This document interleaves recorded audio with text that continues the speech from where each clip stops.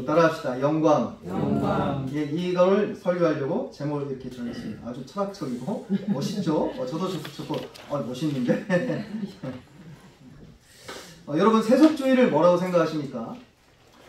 세속주의에 대한 정의가 여러 가지가 있는데 좀 오늘은 좀 마음을 조금 오픈을 하고 그렇게 말씀을 전해 들었으면 좋겠어요. 세속주의를 정의를 할 때 이렇게 정의 내릴 수 있습니다. 이건 이제 스프라우리의 목사님이 정의 내린 건데 세속주의 이렇게 정의 내립니다. 현 세대의 경계 안에서의 삶. 현 세대의 경계 안에서의 삶. 그러니까 이게 쉽게 말해서 이 말입니다. 우리가 살 때 과거든 미래든 생각 안 한다는 거예요. 오직 나는 21세기 2025년도 5월 11일만 생각하는 거예요. 오직 나는 학생이니까 공부만 생각하는 거야. 여러분 부모님도 여러분에게 그걸 강요하죠. 야 복잡하게 생각하지 마. 공부만 해. 너 학생이야. 그죠? 그러니까 사실은 이게 세속주의란 거예요. 근데 세속주의는 멀리 있는 게 아니라 매일 여러분에게 강요돼요. TV에서 그리고 매스컴에서 온라인에서 친구 사이에 오가는 이야기에서 계속 강요됩니다. 제가 더워서 상의를 좀 벗을게요. 그래서 세속주의는 과거도 없고 현재도 없어요. 근데 사실 더 문제는 과거에도 계시고 미래에도 계신 하나님도 삭제한다는 겁니다. 그래서 그 모두를 통제하시는 하나님도 그 개념에서 버립니다. 이렇게 이야기하면 여러분 어떻게 느껴질지 모르지만 사실은 여러분과 제가 세속주의자입니다. 왜냐면 여러분과 저는 21대에 살지 멀리 살지 않아요. 중세 때 사는 사람은 아니지 않습니까? 세속주의를 속된 사람이라고 생각하셔서는 안 됩니다. 왜냐하면 세속주의는 합리성이라는 인생의 방향성이 있어요. 과학, 이성, 증명 가능해야 믿겠다라는 일종의 신념이죠. 사실 이건 인식론 안에서 이미 결정이 났습니다. 21세기 최신의 안 믿는 철학자들이나 사람들도 이미 인식론 안에서 본인들이 이성으로 받아들일 수 없는 것은 안 믿겠다는 게 사실은 일종의 과학이 아니라 믿음이란 걸 본인들도 인정합니다. 그걸 어떻게 믿겠어요? 이성으로 내가 관측할 수 없는 것은 내가 못 믿겠다. 그걸 믿는 거예요, 그렇게. 그래서 합리성만 있다고 생각하지만 그렇지 않습니다. 합리성 플러스 뭐가 있냐면요. 일종의 윤리적인 신념이 있습니다. 제가 이걸 이제 이해하기 쉽게 제가 기록해 왔는데 한번 들어보세요. 이게 뉴욕 타임즈의 한 독자가 어떤 글을 읽고 댓글을 단 거예요. 물론 이제 아마 2015년도쯤 됐을 거예요. 삶의 의미를 다룬 기사입니다. 고급스러운 기사죠. 뉴욕 타임스에 그걸 읽고 이 사람이 세속주의자예요. 들어보세요. 댓글을 이렇게 달았습니다. 허블 우주 망원경이 하늘의 한 미세한 흑점을 가리키던 일주일 동안 130억 년도 더 된 3만 개의 은하가 발견됐다. 모두 각각의 수조 개의 별과 그보다 더 많은 행성을 거느린 것으로 추정된다. 그러니 당신의 비중은 얼마나 될까? 이야기하고 싶은 거예요. 당신은 독특한 눈송이도 아니고 특별할 것도 없다. 이 세상에 퇴비더미에서 썩어가는 물질 가운데 한 조각일 뿐이다. 당신이 누구이며 이 짧은 체류 기간에 무엇을 하든 하나도 중요하지 않다. 무엇이든 이 자각에 못 미치는 것은 다 허상이다. 근데 흥미로운 게 뭔지 아세요? 여기에 그러므로 붙습니다. 들어보세요. 그러므로 삶을 매 순간 경축하고 삶의 경위에 감탄하고 아낌없이 사랑해라. 제가 물어보겠습니다. 앞에 문장하고 그러므로 삶을 매 순간 경축하고 삶의 경위에 감탄하고 아낌없이 사랑하자. 여러분 이 두 문장이 논리적으로 연결이 된다고 생각하십니까? 연결 안 됩니다. 근데 이 메시지는 세속주의를 모두 가리키는데 여러분이 TV를 틀어도 이 메시지가 들려와요. 사랑하자. 영화. 여러분 영화 좋아하죠? 영화 사실 이 메시지예요. 삶은 무가치하다. 너는 뭐야? 은하계 수조원의 별들을 봐라. 너는 아무것도 아니야. 흙더미에 불과하다. 이 말 해놓고 그러므로 서로 사랑하자. 그러므로 남을 아끼자. 이 짧은 인생 막 살자 말은 못하니까 사실 이 말이에요. 난 막 살자 이 말을 못하니까 그럴듯하게 붙이는 겁니다. 이걸 두 가지를 합친 걸 세속주의라고 정의 내립니다. 뭐라고요? 합리성과 일종의 윤리적 신념을 붙여놓은 것. 예, 이 정도 하니까 사실은 세속주의자는 세상 가운데 죄 짓는 사람을 말하는 게 아니라 저와 여러분의 세대를 말하는 겁니다. 여기서 벗어나는 사람 어느 누구도 없습니다. 그리고 여러분에게 가르치는 선생님, 부모님 모두 세속주의자입니다. 왜냐하면 그걸 일종으로 신념으로 삼고 있기 때문이죠. 그걸 고급스러운 말로 인문주의자라고 하는 거예요. 고급스럽게 말만 붙인 거예요. 바꾼 거예요. 여러분 인문주의 이렇게 나와서 TV에서 EBS 특강하는 분들 있죠? 한쪽에서는 코스모스가 어떠니, 빅뱅이 어떠니, 이렇게 이야기해놓고는 결론이 뭐예요? 그러므로 이 헛된 인생을 서로 사랑하자. 그러니까 논리적인 흐름상 자연스럽지 않습니다. 만약에 인생이 여기 이 사람 뉴욕타임스 이 사람이 글에 대한 댓글의 말처럼 만약 사람이 진흙더미에 불과하다면 왜 사랑하며 살겠습니까? 여러분이 사랑하든 누군가를 사랑하지 않고 증오하든 진흙더미인데 무슨 의미가 있겠습니까? 논리적이지 않다는 겁니다. 제가 드리고 싶은 말은 안 믿는 삶이 결코 여러분이 신뢰하는 것처럼 논리적이지도 이성적이지도 경험에 완벽하지도 않다는 말을 하고 싶은 겁니다. 어떻게 거기서 서로 사랑하며 산다는 논리가 나올 수 있습니다. 그래서 러시아 철학자였던 사람이 이렇게 비꼬는데요. 세속적 인본주의 이렇게 비꼽니다. 왜냐하면 세속적 인본주의자는 여기에 윤리를 함께 붙이거든요. 인권이든 평등이든 자유든 다 붙입니다. 근데 그게 말이 안 된다는 거죠. 그래서 이렇게 비꼽니다. 이렇게 한 문장을 비꼬아요. 사실 이 문장 한 문장 비꼴 수 있습니다. 인간은 원숭이의 후손이다. 그러므로 우리는 서로 사랑해야 된다. 사실 이 말 하고 싶은 거예요. 근데 이걸 받아들이기 어렵잖아요, 여러분. 감정적으로. 아니, 그죠?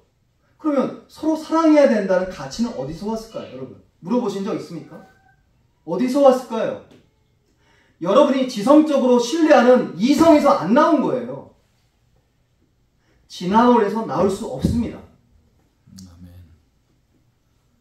그러니까 자기도 모르게 모순덩어리로 사는 거, 자기가 모르게 모순덩어리라고 자기가 스스로 말하는 사람이 인본주의자예요. 별거 없어요.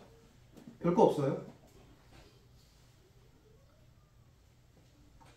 네, 그래서 사실 여러분과 저를 둘러싼 세속주의, 유물론자주의자들에게는 사실 그들이 이야기하는 오늘날 가치있게 이야기하는 평등, 그죠?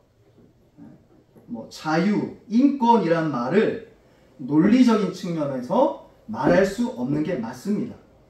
그래서 프리드리히 니체 아시죠? 염세주의 아버지죠. 그러니까 이 사람이 어떻게 비꼬았냐면 서구 기독교인들을 이렇게 비꼬았습니다. 하나님을 버리면서도 인권이나 자유나 평등 같은 신념반을 고수하는 것은 비겁하고 부당한 행위라고. 그러니까 자기가 봤을 때 말도 안 된다는 거죠.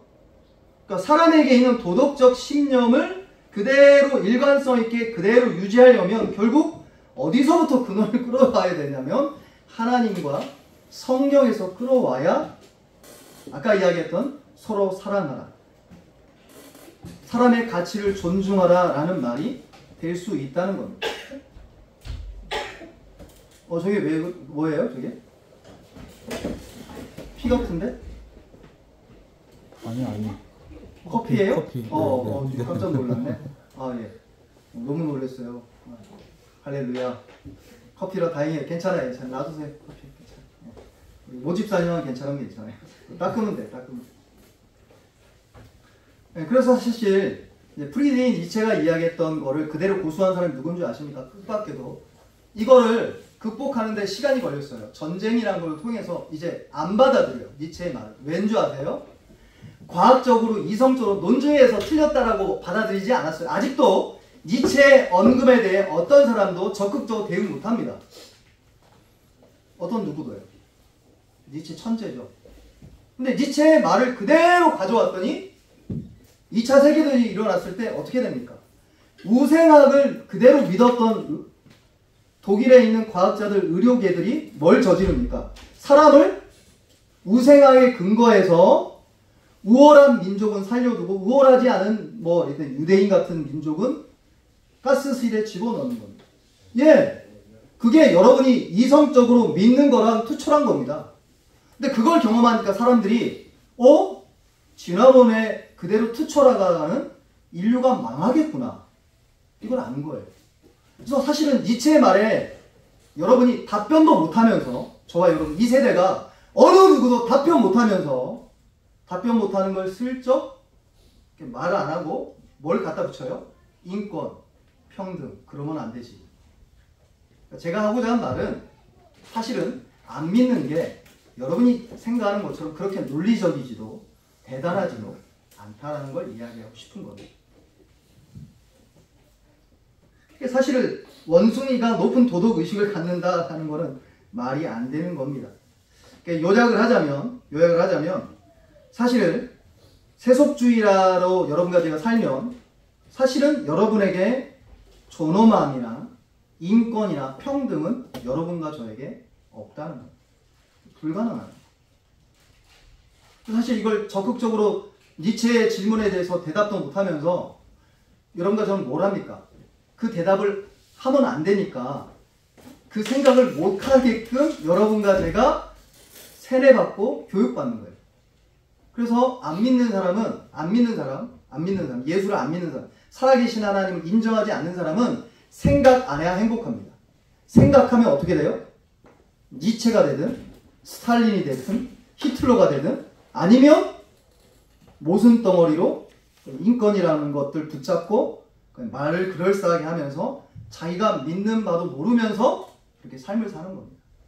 그게 여러분과 저의 둘러싼 세계입니다. 그래서 영화는 다 여러분을 생각 안 하게 하는 거예요. 생각 안 하게 하는 게 아니에요. 그걸 좀 나누겠습니다. 그래서 사실 오늘 읽은 말씀이 얼마나 중요하냐면 여러분과 저의 기원을 이야기하고 있기 때문에 중요한 겁니다. 다시 창세기 1장 1절 보세요. 같이 읽습니다. 시작. 태초에 하나님이 천지를 창조하시니라. 할렐루야. 아멘. 그러니까 기원에 대해 설명하는데 만약에 창세기가 없다면 여러분의 인생의 존엄함, 여러분이 좋아하는 평등, 어떤 가치든 자유든 가족이든 행복이든 여러분에게는 가치 있게 살 근거가 없어집니다. 왜냐고요? 여러분과 제가 원숭이라면, 여러분과 제가 진흙이라면 여기에 무슨 가치를 두겠습니까?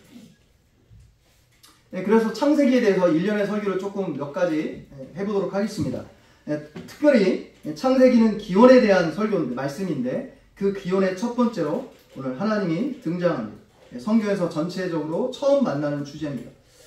그래서 첫 번째 메시지를 좀 전하고 싶은데 따라합시다. 모든 뿌리에 근원이 되시는 하나님. 여기에 기초되는 말씀이 있습니다. 태초에 하나님이 천지를 창조하십니다. 여러분과 제가 인식하든 인식하지 않든 이 구절은 인간이 기록한 중 말씀 가운데 가장 심오한 내용입니다. 태초에 하나님이 천지를 창조했던 이 단어로, 이 문장으로 여러분과 저를 어디로 끌고 가냐면 여러분이 과학이라고 생각하고 여러분이 합리적으로 해석하고 증명할 수 없는 영역으로 한계 너머로 여러분을 끌어들이고 있는 겁니다. 제가 학교 다닐 때는 이를테면 두 가지 이론이 많았습니다. 지금 모르겠어요. 이제 예전 제 입장에서 이야기하는 겁니다. 안정적 상태론이 있습니다. 스테이블한 상태라는 뜻이죠. 우주는 항상 있다는 거예요. 항상 존재하다는 겁니다. 증명할 수는 없죠. 그렇게 주장하는 거죠. 항상 존재해서 우주는 생성되는 것도 소멸되는 것도 아니다라는 이론이 있었어요. 근데 나중에 되니까 과학이 뒤집어졌습니다. 뭘로 뒤집었습니까? 아는 것처럼 빅뱅 이론이죠.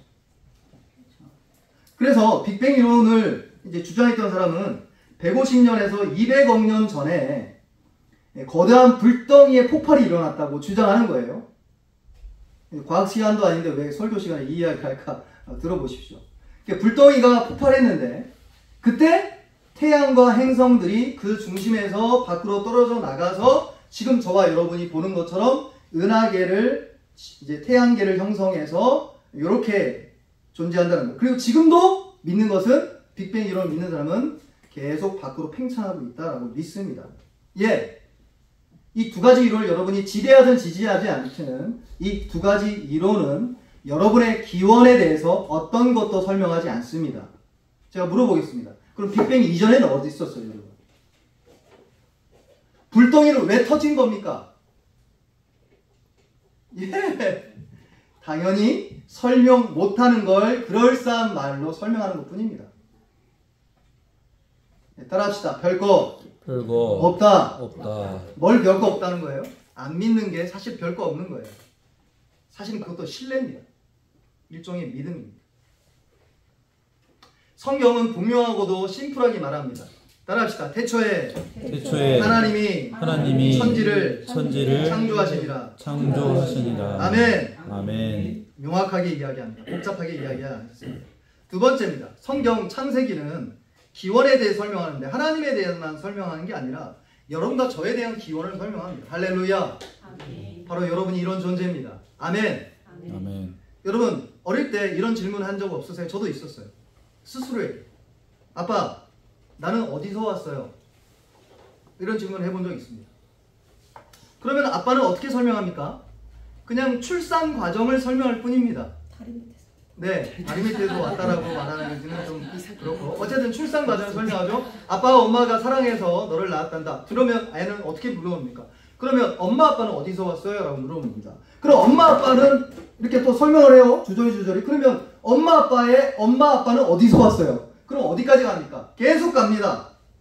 그 말은 어떤 의미겠습니까? 나는 모른다는 뜻이죠. 여러분 단순한 질문이지만 2025년 5월 11일 오늘까지 이 질문에 대해서 어떤 철학자도, 어떤 과학자도, 어떤 위대한 철학자도 답해내지 못한 게 분명합니다. 왜냐하면 모른다가 답이기 때문에 그렇습니다. 여러분이 진화론에 근거해서 이걸 설명하고 싶다면 두 가지 질문을 마주대해야 됩니다. 정직하게. 첫 번째, 증명하셔야 됩니다. 신이 있느냐만 증명하라고 요청할 게 아니라 신이 없는 거에 대해 증명하셔야 됩니다. 둘 다 증명은 불가능하니까요. 두 번째, 여러분과 제가 의미 있고 가치 있게 살고 여러분의 자유, 평등, 이런 인권이라는 가치에 대해서 여러분이 계속 주장하려면 진화론은 부족한 말입니다. 불가능합니다. 이론적으로. 아까 이야기했던 모순덩어리를 여러분 살아셔야 됩니다. 그래서 여러분은 생각을 안 합니다. 그리고 학교에서나 TV에서나 여러분이 친구나 대화를 하면 생각 안 하는 것을 훈련받습니다. 엄마 아빠 저는 어디서 왔어요? 야 이 녀석아 무슨 말도 안 되는 소리 하고 있어? 라고 대답을 하거나 너는 학생이야 공부에 충실해 너는 직장인이야 직장만 열심히 다녀. 사실 여러분에게 요구하는 거예요. 여러분 선생님한테 이런 질문에 대해서 답변을 들어본 적 있습니까? 없죠. 오직 태초에 하나님이 천지를 창조하십니다. 할렐루야. 바로 여기서 여러분의 기원에 대한 근거를 질문하고 있습니다. 사실 단순한 질문 같지만 자기 스스로의 실존에 대해서 의문을 품는 역량, 나는 누구인가, 나는 어디서 왔느냐는 역량이 결국 여러분이 어떤 존재인지를 드러내는 구체적인 특징 중에 하나입니다. 여러분 원숭이가 자기 스스로 질문하는 사람 봤어요? 원숭이? 벌레가, 개미가 나는 누구인가? 나는 어디서 왔느냐? 질문한 거 들어보셨습니까? 없습니다. 오직 성경에서 하나님이 인간의 기원에 대해서 말씀할 뿐입니다. 세 번째에 대해서 이야기합시다. 따라합시다. 가족의 기원. 네, 사실 이 이야기를 하고 싶습니다. 네, 오늘 이제 어린이 주일, 어버이 주일, 가족의 날이죠. 네, 특별히 21세기를 살아가는 현대인들에게 아주 유념해야 될 말씀입니다. 잘 유념하십시오. 네, 가족은 타락한 남녀가 자기가 서로 사랑해서 같이 있고 싶어서 만든 게 아닙니다. 가족은 하나님이 만드셨습니다. 아멘. 아멘 하십시오. 아멘. 아멘. 가족은 사람이나 누군가가 결정해서 만든 게 아닙니다. 가족은 남자와 여자가 사랑과 행복을 위해 만든 게 아니라 천지를 만드신 그분이 직접 정하신 겁니다. 아멘. 아멘. 그것도 타락 이전에 만드셨어요. 타락한 이후에 만든 게 아니라 타락하기도 전에 만드셨어요. 할렐루야. 아멘. 그리고 가족의 기원은 신성한 하나님에게서 시작합니다. 그래서 오늘날 가족에 대해서 여러 가지 것들을 추구하죠. 사실은 인류의 유익을 위해 하나님이 정한 건데 가족에 뭔가를 더합니다. 사람들이 뭘 더하냐면 들어보십시오. 여러 가지 붙여요. 중혼이라고 들어봤어요? 중혼? 결혼을 여러 번 하는 겁니다. 결혼을 계속 하는 거예요. 중혼. 또 매춘이 있죠. 가정 안에서만 성적인 즐거움을 누리도록 하나님이 기쁨을 주셨는데 가정 외의 것들로 기쁨을 누리려고 하는 시도입니다. 예, 이거 붙이는 겁니다. 그리고 타락한 성관계, 이혼, 그리고 동성애. 그래서 남자와 여자를 가정으로 붙여줬고 이건 정한 분 하나님입니다. 근데 그러기 싫다는 거죠. 그리고 스스로가 가정에 대한 개념을 넣는 겁니다. 그게 차별금지법 같은 거예요. 그걸 정당화하고 싶은 거예요. 정제감을 없애고 싶은 겁니다. 사실 이런 것들 때문에 하나님의 정해 놓으신 거룩한 질서가 부패했고 사실은요 보세요. 이분들의 의도와는 다르게 오히려 욕구, 불만, 불행이 가져옵니다. 결국 종국적인 하나님의 영원한 심판이 초래하게 되어 있습니다. 성경은 가정에 대해서 내가 만들었다 이야기하십니다. 그리고 성경에 가정에 대해서 하나님이 명확하게 이야기하는 것은 남자와 여자의 질서가 있다고 분명히 이야기합니다. 아내는 남편에게 순종하라고 이야기하고 있고 남편은 아내를 사랑하라고 이야기하고 있습니다. 근데 그걸 받아들이기 싫은 거예요. 그 이름이 뭘까요? 다른 이름. 예, 페미니스트예요. 그 다른 이름이 뭘까요? 가부장주의자. 남편이 아내를 사랑해야 되는데 아니요, 사랑 안 해도 너는 내 종이야. 그런 개념이죠. 남편과 아내가 결혼 내에서 책임있게 삶을 살도록 하나님께서 정하신 원래의 계획대로 여러분과 제가 돌아오기 전에는 가정은 축복받지 못합니다. 아무리 노력하셔도. 제가 안타까운 거는 TV나 이런 걸 틀면 이제 동성애자 부부가 있잖아요. 근데 동성애자 부부가 자기 안에 있는 욕구 불만과 그게 성적인 쾌라고 해결됩니까? 해결이 안 되죠. 해결 안 돼서 뭘 합니까? 모방을 합니다. 뭘 합니까? 입양을 해요.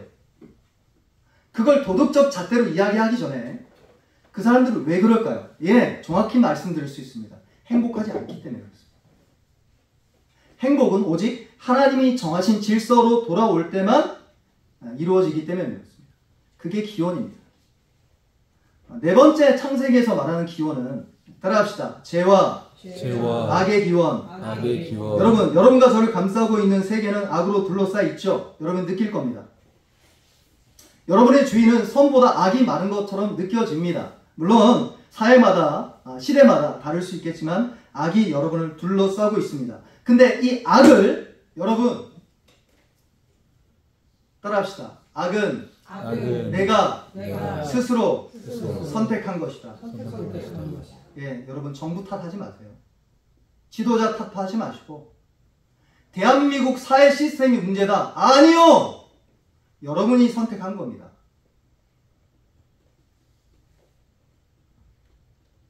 성경은 분명히 이야기합니다. 여러분과 제가 악과 죄에 둘러싸여 있는 것은 여러분과 제가 아까 이야기 드렸던 그 하나님을 반역했고 떠났기 때문에 이 악이 이 사회에 창궐했다라고 성경은 분명히 이야기합니다. 그리고 한번 악이 들어오니까 사람에게 전적인 영향력을 행사합니다. 그래서 이걸 다시 회복하려고 아무리 노력해도 회복이 안 되는 겁니다. 그리고 여러분과 제가 아무것도 할 수 없게 된 거예요. 네, 저와 여러분처럼. 이걸 이렇게 이야기 드릴 수 있습니다. 여러분, 큰 구덩이가 있어요. 한번 들어가면 못 나와요. 근데 그 구덩이에 내가 들어갈까 말까를 구덩이에 들어가기 전에는 선택할 수 있습니다. 근데 한번 구덩이에 떨어지면 못 나온다 했으니까 선택이 불가능한 겁니다. 선택해봐야 그 구덩이 안에서만 선택할 수 있을 뿐입니다. 그게 여러분과 저의 사실은 사람들이 말하는 자유라고 부르는 겁니다. 사실 자유가 아니라 노예의 의지입니다. 하나님과 하나님이 정하신 기원에 대해서 거슬러 올라가는 게 불가능해진 겁니다. 그리고 하나님의 복음을 거부한 채 이 땅의 저주와 슬픔과 부조리와 고통과 죽음과 영원한 심판을 기다리고 있다. 이게 성경의 메시지입니다. 마지막입니다. 구원의 기원입니다. 따라합시다. 구원의 기원. 구원의 기원. 창세기 3장 15절을 펴보세요. 창세기 3장 15절.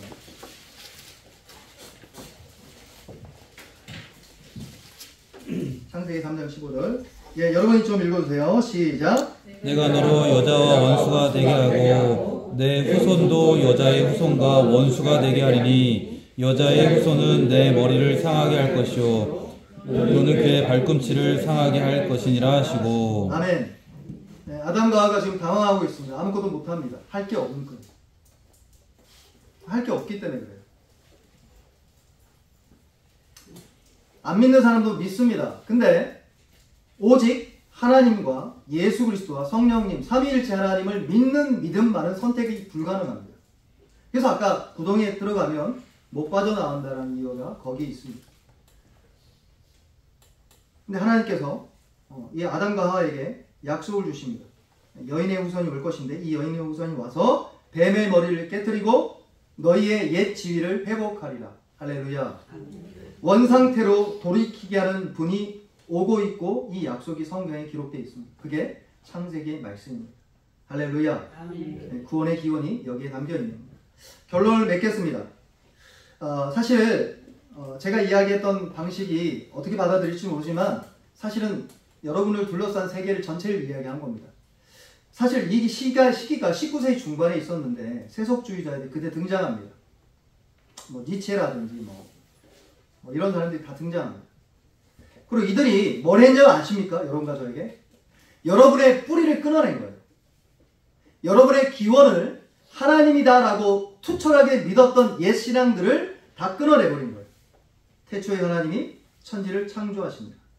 사실 이때 사람들이 어떻게 반응한 줄 아십니까? 환호성을 치십니다. 이야! 드디어 과거로부터 해방되는 것, 뿌리로부터 해방되는 것, 뭘 의미하냐면 아까 제가 말씀드렸죠. 여러분이 기원을 받아들이면 기원의 창조자이신 하나님 전체를 받아들여야 됩니다. 근데 그 하나님은 여러분과 저처럼 죄가 있는 분이 아니라 십계명을 만드셔서 여러분에게 요구하는 하나님이세요. 사실은 십계명에 있는 도덕적 기준이 여러분과 저에게는 싫은 거고 그걸 받아들이는 순간 여러분은 그 하나님을 받아들여야 하기 때문에 거기서 묶여있기 싫은 겁니다. 그걸 19세기자들이 한 겁니다.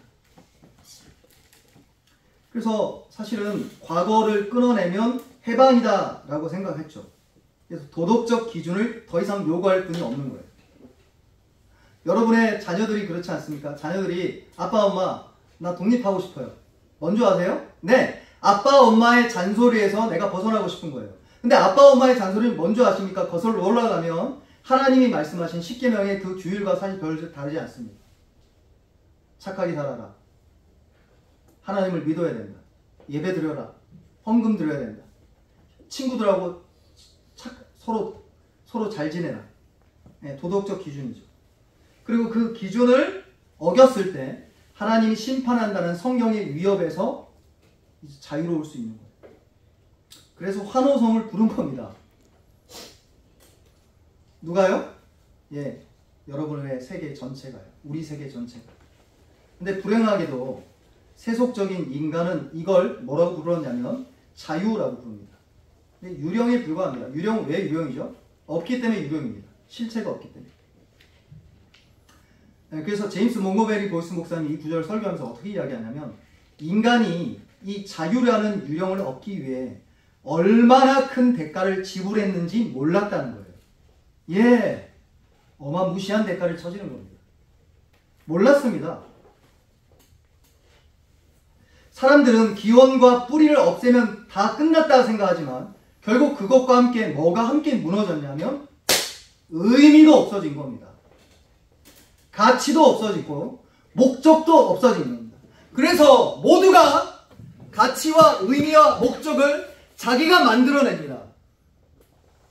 물론 제가 안 믿는 사람들이 목적 없이 산다는 말을 하고 싶지 않습니다. 객관적으로 그냥 평등하게 균형 있게 말하고 싶으면. 안 믿는 사람도 균형과 목적을 갖고 산다 이야기합니다. 의사라면 사람을 고치기 위해서 삽니다.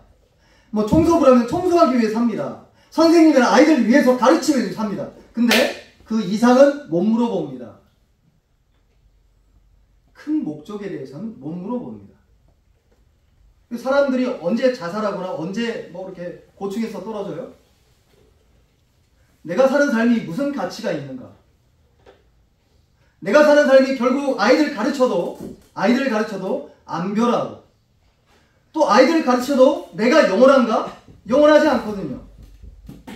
뭐 호랑이는 죽어서 가족을 남겨 사람은 죽어서 이름을 남긴다? 제가 묻겠습니다. 그 이름을 남기는데 그 이름을 읽을 사람이 필요하지 않습니까? 예를 들어서 여러분 연극을 해요. 연극을 했는데 아무도 안 봐요. 그럼 그 연극이 의미가 있습니까? 물론 의미 있다고 말할 수 있겠죠. 나는 연극 자체로 의미가 있다. 근데 묻겠습니다. 연극을 볼 사람들이 모두 사라지면 어떻게 했습니까? 이 세대 사람이 다 사라집니다. 제가 뭔 말 이야기하니까 여러분과 저와 모두 다 사라집니다. 이곳에서. 그러면 제가 묻겠습니다. 사람들을 고치는 게 무슨 의미가 있습니까? 사람들에게 교육을 하는 게 무슨 의미가 있습니까? 다 사라지는데, 다 없어지는데요. 여러분 이 질문 해본 적 있습니까?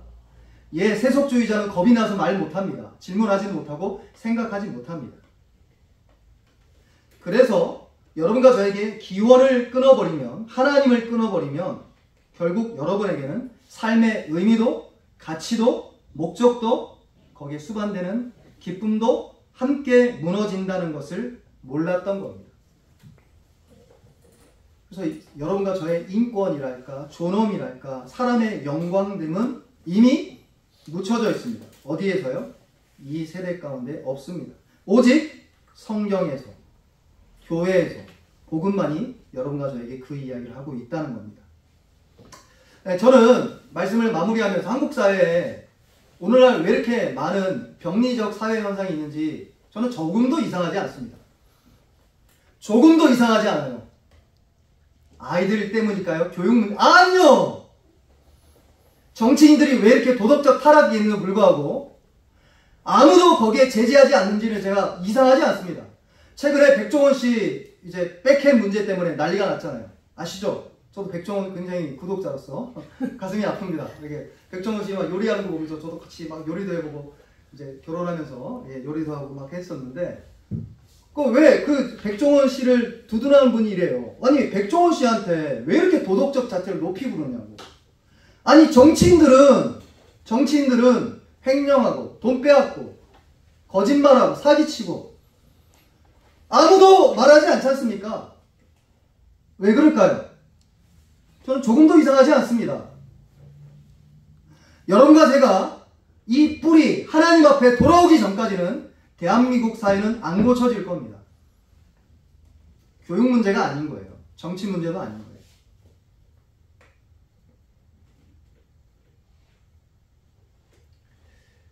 우리 뿌리를 다시 찾읍시다. 할렐루야. 아멘. 하나님의 말씀으로 뿌리 되신 하나님께 돌아오면 모든 것이 바뀌어지게 됩니다. 삶의 의미가 부활하게 됩니다. 예를 하나 들고 말씀을 맺을 텐데 실제 일입니다. 이 아툴 가완디라는 분이 내과 의사신데 이분 교수이기도 하고 작가 뭐 다 하네요. 아툴 가완디. 이분이 책을 썼는데 어떻게 죽을 것인가라는 책입니다. 번역됐어요. 그 책 내용 중에 하나인데 노인 요양시설에 근무하는 어느 의사에 대한 기록입니다. 이게 노인 요양시설 많잖아요. 근데 어느 의사가 시설 운영자한테 제안을 한 겁니다. 설득해서 우리 요양시설에 개나 고양이나 앵무새나 토끼나 알 낳는 암탉을 들여와서 이 지루하게 이제 힘들어하는 우리 노인분들한테 직접 돌보게 하자라고 제안한 겁니다. 결과가 어떻게 된 줄 아세요? 경이롭습니다. 직접 있는 그대로 표현해 경이롭다는 거예요. 입주자들, 그러니까 노인분들이 다시 기운을 차린 거예요. 그래서 활기가 뛰기 시작했다는 겁니다. 우리 원래 말을 한 번도 안 한 노인분이세요. 말을 못하는 줄 알았어요, 그분이. 근데 말 못하는 노인이 갑자기 말문이 튄 거예요. 할렐루야죠. 놀라지도 않네요. 실제 일입니다. 본인이 못 걷는 줄 알았어요. 그분이. 그래서 못 걷고 맨날 틀어박혀 있었던 노인분이 갑자기 암탉을 키우고 앵무새를 키우고 개나 고양이를 키우니까 간호사실을 찾아가서 나 이 개 산책시켜야 되니까 나 보내달라고. 놀랄 노자죠. 그리고 심지어는요, 이 노인분들이 앵무새를 다 입양한 거예요. 그래서 앵무새에다 이름을 붙였어요. 앵무새 1, 앵무새 2라고 붙이진 않았겠죠. 지워졌어요.